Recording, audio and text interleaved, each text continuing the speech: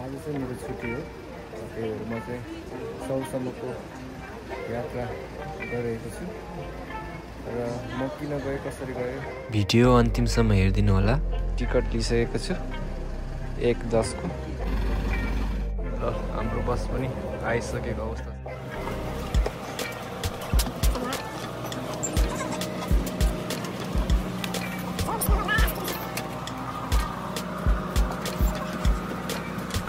यो चाहिँ ट्याक्कसँगले ब्याग लाग्ने ठाउँ।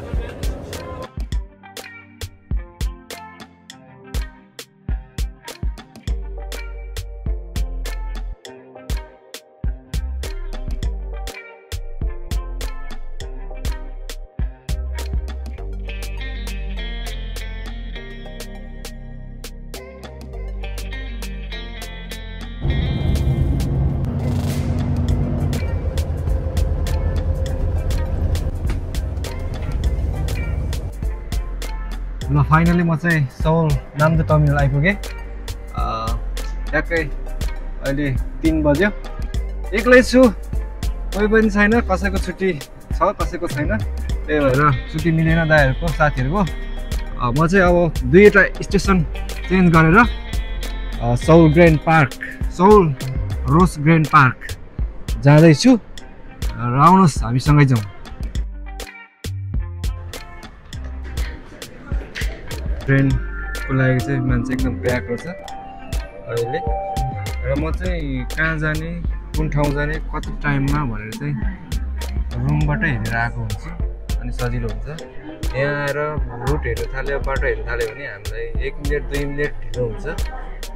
त्यही भएर रुमबाटै सबै डिटेल हेरेर चाहिँ आउने हो, सजिलो हुन्छ। अनि सबैजना ट्रेन कुदिरहेको छ, आउनु लाग्छ र ट्रेन पनि आइसकेको छ। ल म चाहिँ यहाँबाट 2 स्टेसन उता जानुपर्ने हुन्छ र त्यस पछाडि फेरि 2 स्टेसन त चेन्ज गरेर अनि त्यहाँबाट 3 स्टेसन फेरि जाने अनि म जाने ठाउँमा पुग्छु। बस्ने ठाउँ चाहिँ रहेको छ यहाँनिर चाहिँ बस्नु पाउँदैन।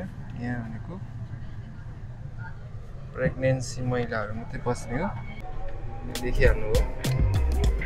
छुट्टीको दिन भएर पनि होला एकदम मान्छेको भिड। ट्रेन आइहालेको छ, त्यही भएर ट्याक्कै टाइम मिलाएर हिँड्नु चाहिँ मजा हुन्छ। एकदम मान्छेको प्याक सौल एरियामा।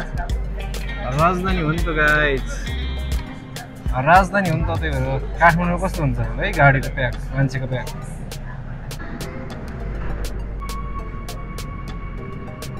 ओके, हामीले लिएर आएर ट्रेन पनि गइसक्यो। अब हामी चाहिँ भन्दा नि म चाहिँ अब ठ्याक्कै जुन ठाउँमा जान लागेको त्यो ठाउँमा ट्रेन चढाउन लास्ट ट्रेन हो मेरो। अब 3 स्टेसन 4 स्टेसन उता हामी चढेर जानुपर्ने हुन्छ है। मेरो चाहिँ यता रहेछ बाटो, म चाहिँ यता हिँड्दै थिएँ।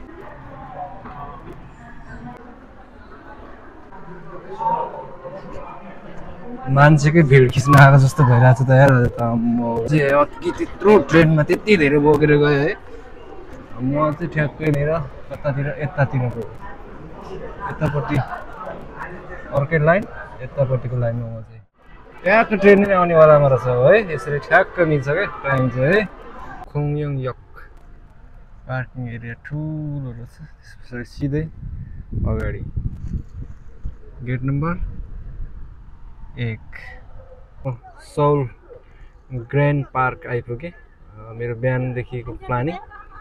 अनि आज चाहिँ मौसम पनि ठिक्क अनि यतिखेरको वेदर पनि ठ्याक्कै घुम्न लायकको भएर चाहिँ मान्छेहरूको एकदम भिड देखियो यहाँनिर। र म पनि आइपुगेको छु र म पनि भित्र जानेवालामा छु है। के कसो छ, फर्स्ट टाइम हो। मान्छेहरूको चाप चाहिँ एकदम बबाल देखिरहेछ। हेरौँ भित्र कस्तो छ।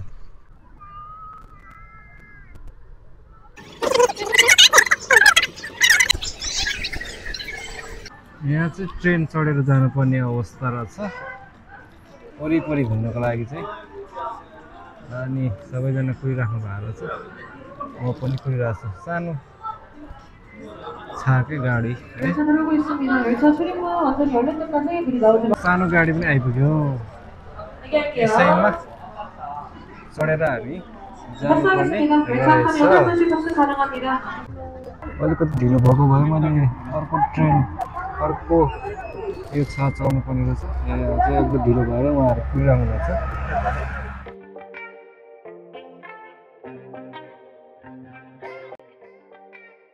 वाउ कुन टाइपको बकुला हो यो कति लामो लामो खुट्टा है सायद बकुलाको खुट्टा लामै हुन्छ तर कुन प्रजातिको बकुला हो मलाई थाहा भएन लागि चाहिँ अब यो कुराहरू हेर्नको लागि चाहिँ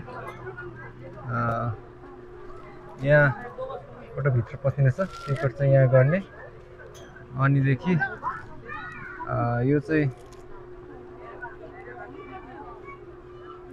चढिन मैले किनभने टाइम छैन मसँग यो तल जाने माथि आउने रहेछ यसमा ठ्याक्कै मैले डिटेल थाहा भएन यसको बारेमा चाहिँ र यहाँ देखाएको छ ठ्याक्कै यहाँदेखि यहाँ जाने भनेर ठ्याक्कै यो थाहा भएन तर म चाहिँ यो एरिया घुमेर फर्किने छु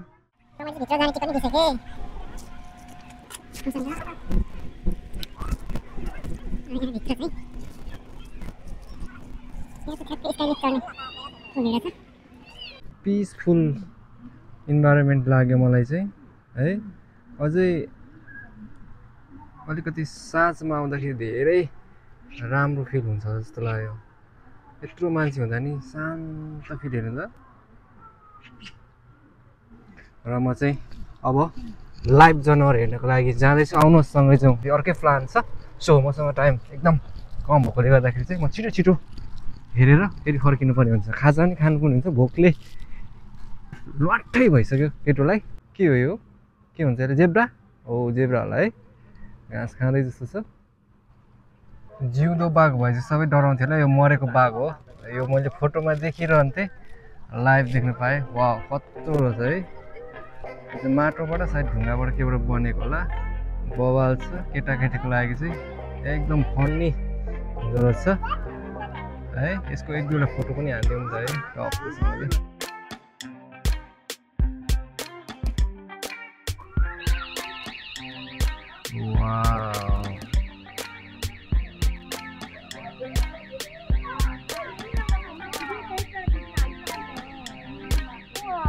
हाइट कति होला यसको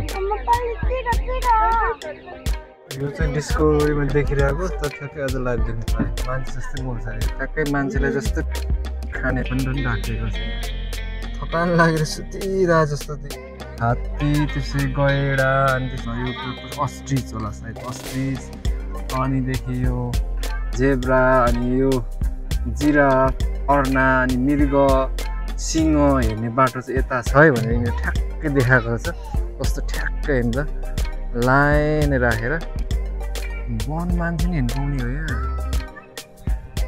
यो माथिको स्काई चाहिँ मलाई चढ्नु एकदम रहर लाग्यो नेक्स्ट टाइम आउँदाखेरि चाहिँ यो चढ्ने म अवश्य छु धेरै जङ्गलै जङ्गल माथि माथि पुग्दो रहेछ तलबाट आएको यो माथि जाँदैछ केटोले क्या खतरा हान्दैछ त है यो चाहिँ रुखको जरामुनि ढुङ्गा चेपेर बनाएको यो भ्यागुताको जस्तो नक्सा राखेको रहेछ कस्तो राम्रो आर्ट्स लाग्यो मलाई अनि हाम्रो आपे जङ्गल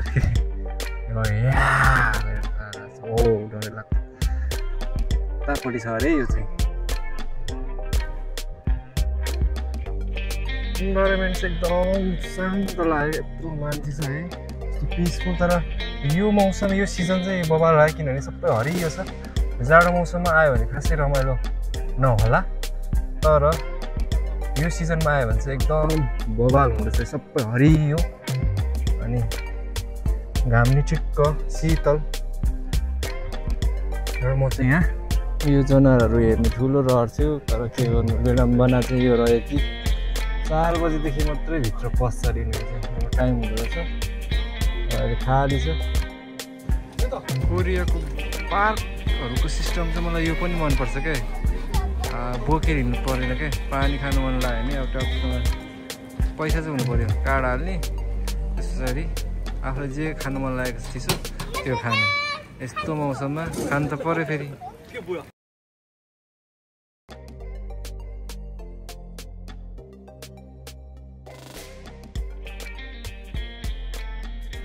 ताप्लेजुङमा बन्नु लागेको केबल कार यस्तो होला है सायद। लाइन हेर्नु आएको, लाइन रहेनछ, भाग्यले मात्रै हेर्नु पाउँदो रहेछ, टाइम निकालेर आउनु पर्दो रहेछ। अहिले चाहिँ कहाँ भित्र उसको घरभित्र पसेको छ अरे भन्ने कुरा भयो। फोटोमै हेरेर चाहिँ त बुझौँ।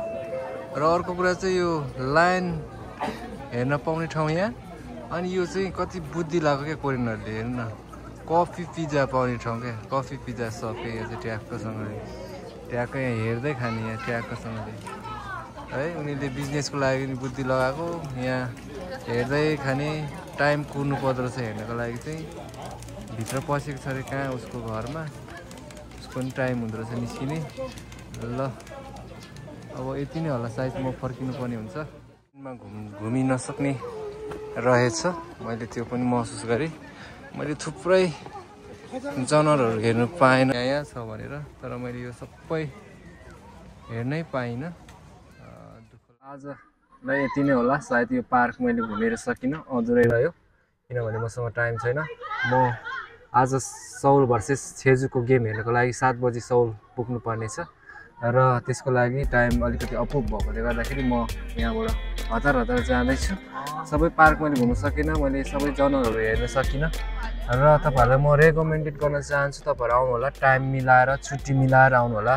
एकदम बबार रमाइलो लाग्यो। यो सिजनमा आउनु होला, अरू जाडो महिनामा आयो भने खासै रमाइलो नहुन सक्ला। अनि एकदम राम्रो छ, शान्त छ, यत्रो मान्छेहरूको भिड छ तर पनि शान्त, एकदम हरियाली छ। र तपाईँहरूलाई यो पनि सजेसन गर्छु, तपाईँहरू यो स्काई लिफ्ट पनि चढ्नु होला। तपाईँ तल गेटबाट चढेर माथि पुग्ने रहेछ यो चाहिँ, अनि जुन हाम्रो इन्ड छ त्यहाँबाट चाहिँ तपाईँहरू जाँदाखेरि चाहिँ हिँड्दै जानुहोस्, जनावरहरू हेर्दै हेर्दै जानुहोस्, अनि आउँदाखेरि चाहिँ थाकेको हुन्छ, अनि यो लिफ्ट चढेर आउनुहोस्। रमाइलो छ है। र नेक्स्टचोटि आउँदाखेरि म पनि त्यसै गर्नेछु। र तपाईँ अन्तिमसम्म हेरिदिनु भयो, थ्याङ्क यू सो मच। मलाई माया गर्नुहुने अनि मलाई मेरो भिडियोहरू हेर्नुहुने सबैलाई मेरो च्यानल सब्सक्राइब गरेर रहनु होला, मेरो अपडेटहरू हेरिदिनु होला है। Thank you so much, bye bye, see you next video. फुटबलको नेक्स्ट भिडियो आउनेछु, यतिन्चोको लागि बाई बाई।